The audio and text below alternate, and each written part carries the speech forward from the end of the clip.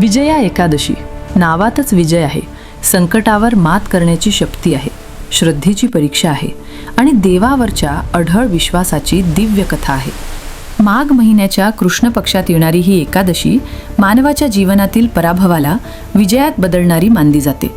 या दिवशी केलेला उपवास, जप, जागरण आणि पूजन मन शुद्ध करतो, बुद्धी स्थिर करतो आणि नशिबाची दारे उघडतो. ही कथा त्रेतायुगातील आहे, पण तिचा संदेश काळाच्या पलीकडे जाणारा आहे. मन खचले असेल, मार्ग बंद वाटत असेल, प्रयत्न करूनही यश मिळत नसेल, तर ही कथा आशेचा दीप लावते. वनवासाचा काळ चालू होता. अयोध्येचा राजकुमार राम, त्याचा भाऊ लक्ष्मण आणि पत्नी सीता वनात राहत होते. एक दिवस अचानक रावणाने सीतेचे अपहरण केले. रामाचे हृदय विदीर्ण झाले, आकाश काळे झाले, वारा थंड झाला. राम वेड्यासारखे वनात धावत होते. सीते, सीते, त्यांचा आवाज झारातून परत येत होता. लक्ष्मण शांतपणे मागे होता. त्याच्या डोळ्यात पाणी होते, पण चेहऱ्यावर धैर्य. भाऊ, आपण तिला शोधू, नक्की शोधू, तो म्हणाला. राम थांबले, श्वास रोखला. लक्ष्मणा, तिच्याशिवाय हा श्वासही ओझं वाटतो. दोघे दिवस दिवस चालत राहिले. जंगलं संपली, पर्वत आले, नद्या आल्या, पण सीतेचा पत्ता नव्हता. एका संध्याकाळी ते विशाल समुद्रकिनारी आले. समोर निळसर काळा अथांग समुद्र. लाटा प्रचंड आवाज करत होत्या. आकाशात लाल सूर्य मावळत होता. राम शांत उभे राहिले. त्यांच्या डोळ्यात समुद्रासारखीच खोली आणि वेदना होती. लक्ष्मण म्हणाला, भाऊ, लंका त्या पलीकडे आहे असं जटायूने सांगितलं होतं, पण हा समुद्र. राम हळू आवाजात म्हणाले, प्रत्येक संकटापुढे मार्ग असतो, पण तो दिसत नाही. तेवढ्यात दूरवरून वानरसेना येताना दिसली. सुग्रीवाचे सैनिक. हनुमान पुढे आला. त्याने दंडवत केला. प्रभू, आम्ही तुमच्या सेवेसाठी आलो आहोत. रामांनी त्याच्या डोक्यावर हात ठेवला. हनुमाना, तुझ्यावर विश्वास आहे. सर्वांनी समुद्रकिनारी तंबू टाकले. रात्री वारा जोरात वाहत होता. लाटांचे आवाज भयान होते. लक्ष्मण म्हणाला, भाऊ, आपण समुद्रदेवाची प्रार्थना करूया. राम मान डोलावून बसले. त्यांनी 3 दिवस ध्यान, उपवास आणि प्रार्थना केली. हे सागर देवा, आम्हाला मार्ग दे, ते म्हणाले. पण समुद्र शांत नव्हता. लाटा पूर्वीसारख्याच. रामांनी डोळे उघडले. त्यांच्या चेहऱ्यावर गंभीरता होती. कदाचित आपली साधना अपुरी आहे. तेवढ्यात तिथे जसवी प्रकाश पसरला. एका ऋषींचं आगमन झालं. पांढरे दाढी, शांत डोळे. ते होते बकदालभ्य ऋषी. रामांनी नम्रपणे वाकून प्रणाम केला. मुनिवर्य, आम्ही संकटात आहोत. ऋषी हसले. राम, तू स्वयं धर्माचा आधार आहेस, पण देवही भक्ताची परीक्षा घेतो. मार्ग सांगा गुरुवर्य, राम विनवणीने म्हणाले. ऋषी म्हणाले, माघ कृष्ण एकादशी येत आहे. ती आहे विजया एकादशी. हे व्रत केल्यास तुला विजय मिळेल. लक्ष्मण लक्षपूर्वक ऐकत होता. राम म्हणाले, हे व्रत कसे करावे? ऋषी शांत आवाजात सांगू लागले. दशमीला स्नान करून संकल्प कर. एकादशीला उपवास, विष्णुपूजन, जप, रात्री जागरण. द्वादशीला दान आणि भोजन. रामांच्या डोळ्यात आशेची ज्योत पेटली. आम्ही नक्की करू. दशमीच्या दिवशी पहाटे सर्वांनी स्नान केले. नदीकिनारी मंद धुके होते. सूर्य उगवत होता. रामांनी हात जोडले. हे विष्णू, आम्ही विजयासाठी व्रत करतो. एकादशी आली. वातावरण पवित्र झाले. वानरांनी फुलं आणली. लक्ष्मणाने पूजा सजवली. रामांनी भगवान विष्णूची मूर्ती समोर ठेवली. तुळस, फुलं अर्पण केली. नारायण, आमचा विश्वास तुझ्यावर आहे, ते म्हणाले. रात्री सर्वांनी भजन केले. समुद्रकिनारी दिवे लावले. लाटा आता शांत वाटत होत्या. हनुमान गात होता.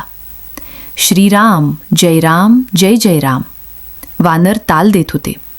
लक्ष्मण म्हणाला, भाऊ, मन हलकं वाटते. राम म्हणाले, श्रद्धा मनातील भीती काढते. सकाळ झाली. द्वादशी. ब्राह्मणांना भोजन दिले, दान केले. तेवढ्यात समुद्रात कंप झाला.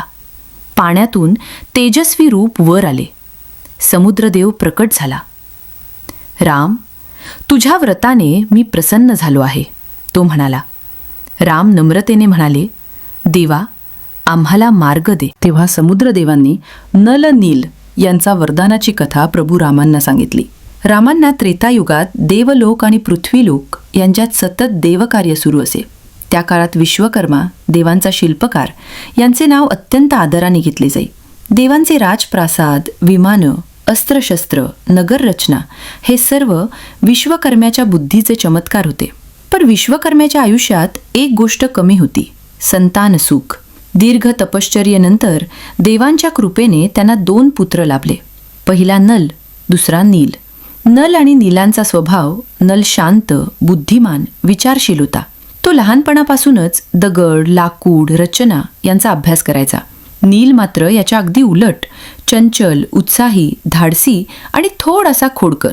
विश्वकर्मा अनेकदा हसत म्हणायचे, नल माझ्या बुद्धीचा वारस आहे आणि नील माझ्या कल्पकतेचा. दोघेही आश्रमात वाढले, पण त्यांचे खेळ वेगळेच असायचे. एके दिवशी नल आणि नील खेळत खेळत जवळच्या ऋषींच्या आश्रमात गेले. तेथे काही महर्षी यज्ञासाठी पवित्र जल आणण्यासाठी पात्र ठेवून गेले होते. नीलने हसत म्हणाले, हे बघ नल, जर हे पात्र पाण्यात टाकलं तर काय होईल? आणि क्षणाचाही विचार न करता दोघांनी ते पात्र नदीत टाकले. पण आश्चर्य, ते पात्र बुडलेच नाही. हे पाहून दोघे हसू लागले. तेव्हा त्यांनी आजूबाजूचे दगड, लाकूड पाण्यात टाकायला सुरुवात केली. सगळं तरंगत होतं. यज्ञावरून परत आलेले ऋषी हे दृश्य पाहून संतप्त झाले.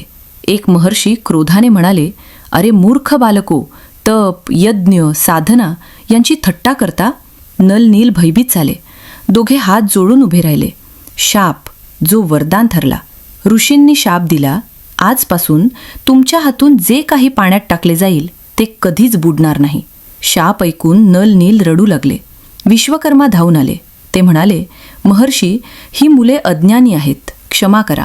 तेव्हा एका वृद्ध ऋषींनी शांतपणे म्हटले, विश्वकर्मा, काळ सर्व जाणतो. हा शाप नाही, हे भविष्यासाठी दिलेले वरदान आहे. त्या शब्दांचा अर्थ तेव्हा कुणालाच कळला नाही. आता त्याचा अर्थ उलगडला होता. समुद्रदेव म्हणाला, नल नील यांच्या मदतीने सेतू बांधा. सर्वांच्या चेहऱ्यावर आनंद चमकला. वानरांनी दगड आणायला सुरुवात केली. प्रत्येक दगडावर राम लिहिलं. दगड पाण्यावर तरंगू लागले. हनुमान हसत म्हणाला, प्रभू, तुमच्या नावातच चमत्कार आहे. सेतू बांधला गेला. राम लंकेत पोचले. पुढे भीषण युद्ध झाले. रावणाचा पराभव झाला. सीता मुक्त झाली. राम तिला पाहून भावूक झाले. सीता म्हणाली, प्रभू, तुमचा विश्वासच माझं रक्षण करत होता. राम हसले. विजया, एकादशीनं आम्हाला विजय दिला. अयोध्येत परतल्यावर रामांनी ही कथा सर्वांना सांगितली. जो श्रद्धेनं हे व्रत करतो त्याला जीवनात विजय मिळतो, ते म्हणाले. ही कथा सांगते, संकट कितीही मोठं असलं तरी श्रद्धा, संयम आणि व्रताची शक्ती माणसाला विजय देते. मन खचलं असेल, नशीब साथ देत नसेल, मार्ग दिसत नसेल तर विजया एकादशीचा आधार घ्या. देव उशीर करतो, पण अंधारात दिवा नक्की लावतो. मित्रांनो, ही पवित्र विजया एकादशीची कथा तुम्हाला आवडली असेल तर व्हिडिओला लाईक करा, कमेंट करून तुमचा अनुभव सांगा. आपल्या कुटुंबियांबरोबर आणि मित्रांबरोबर शेअर करा. आणि अशाच भक्तिमय कथा ऐकण्यासाठी चॅनलला सबस्क्राईब करायला विसरू नका.